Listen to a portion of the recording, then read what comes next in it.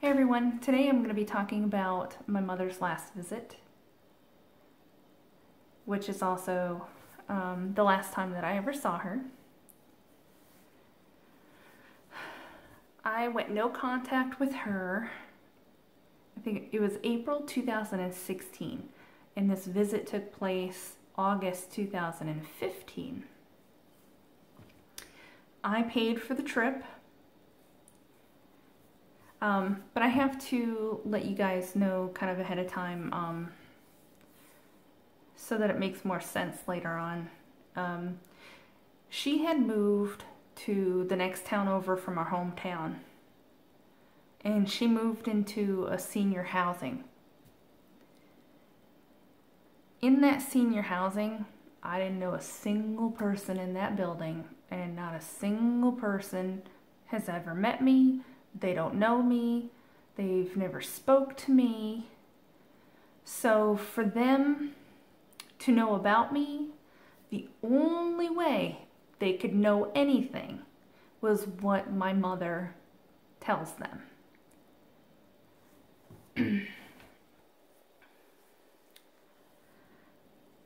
So when she came here, August 2015, for a visit, now this is when she finally admitted to all the abuse. So this is why I thought this was actually going to be a good visit.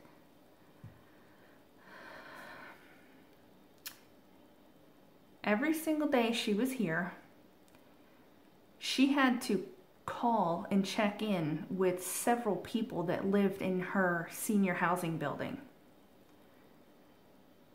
And so it just seemed like she was on the phone all the time. And she finally told me that she was, I think it was like on the third day, she told me that she had to keep calling all these people to check in because they wanted to make sure that I didn't kill her. You heard that right. To make sure I didn't kill her. Whatever stories my mom is telling these people about me,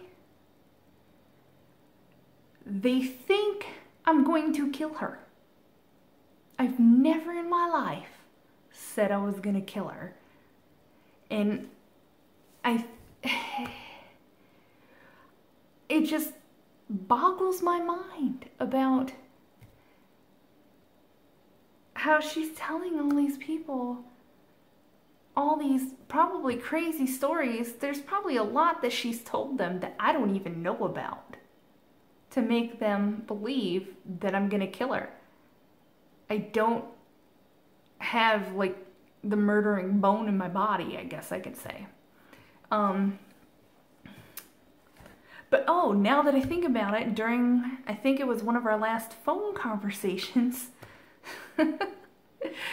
she told me that when I was a teenager, she found a notebook or something in my room where I had written in it many times that I was going to kill her.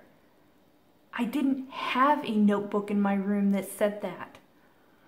I had a diary that every time I wrote in it, I ripped it up. And mostly what I wrote about was normal teenage girl stuff. I wrote about boys. And my friends. I feared growing up ever writing about anything that happened about the abuse with my mother and my half-brother, because I was so paranoid that they would find it. That's why I never wrote about it. It's just crazy. But if she truly believes that I'm gonna kill her, why would she come visit? I'm sorry, but if I think someone's gonna kill me, I'm not gonna go visit them.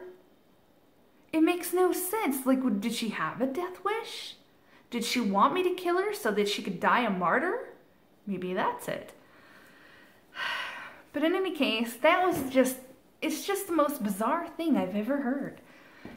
And also in one of our last conversations, she was she talked about finding a book that didn't exist. And then she also started to cry on the phone. She's like, "You used to beat me all the time."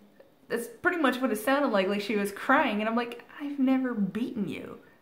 She's beaten me.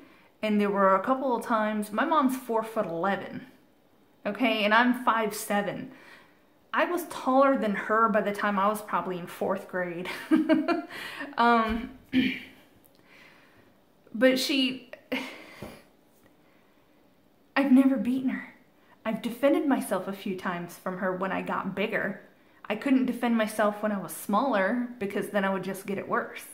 That's why she did it less, I guess, as I got older, because she knew that if she did anything, I could, but wouldn't have, beat the freaking crap out of her.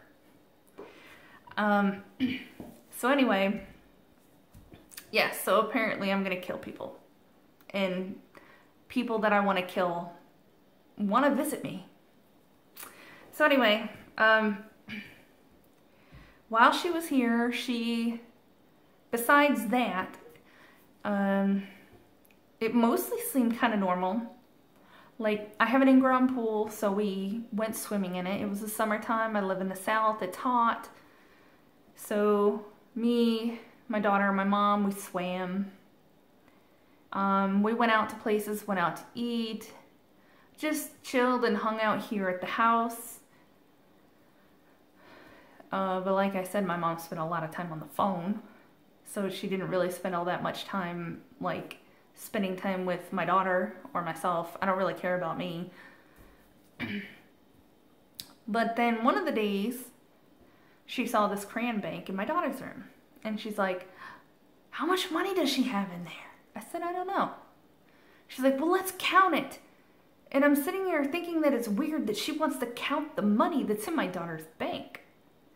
So, I was like, okay. I dumped it all out on my daughter's bed, and just the cash alone, there was over 400 bucks. I think it was like some odd number, like 436 or whatever. And then there was like a crack load of change. So we put all the money back in the bank and everything.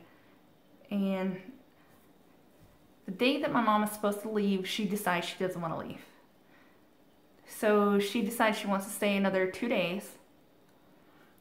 And that cost me a little over $300 or so to change her flight.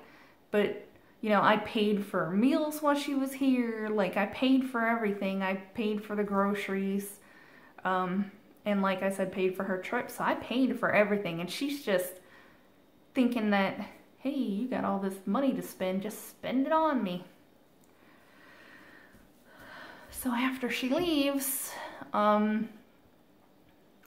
it wasn't that day. It was probably a week or so, maybe a little bit more longer. And something tells me to go count what's in her piggy bank. I open it up and there's like $100 left, just a little over 100. Who stole over $300 of cash out of my daughter's bank? Well, I have cameras in my house, not in my daughter's room though, and I have cameras inside and out. There has been nobody in my house other than me, my daughter, and my boyfriend. My boyfriend doesn't steal. I have tested him through the years. We've been together for quite some time, so I've tested him by leaving money out just to see if he would take it. I would even kind of like put underneath something to where 20 would just kind of look out like I didn't know it was there.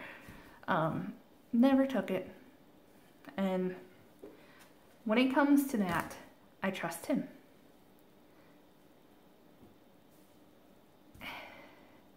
The only thing that I could think of was that my mother took her money.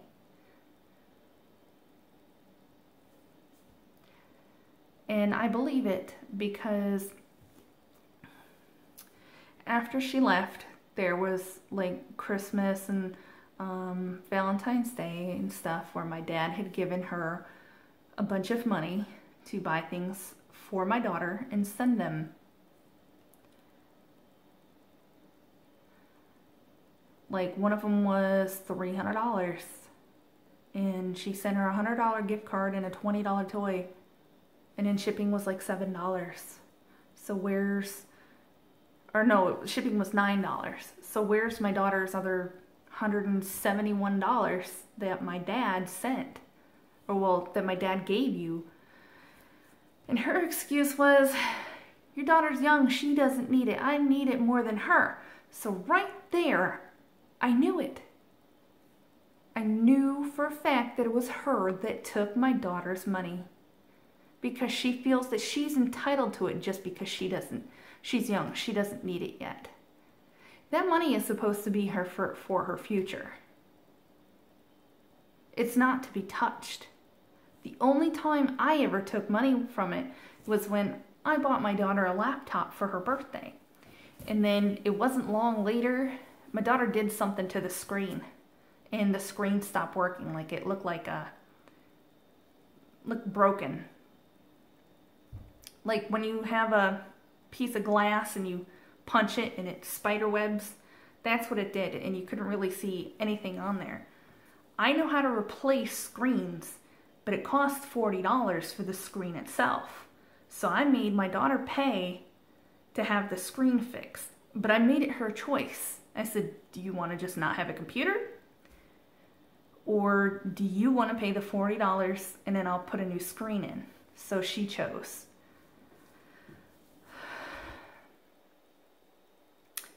I'm just very livid because it reminds me of what she did to me when I was younger. Always stealing my money and selling my stuff. Even as an adult, selling my stuff and saying, well, she needed it more than me. Well, anyway, so that's my last visit with her. It was pretty much uneventful, except for the bizarre news that people think I'm gonna murder her, and her allegedly stealing money from my daughter's piggy bank. Very disappointing. Have a good one.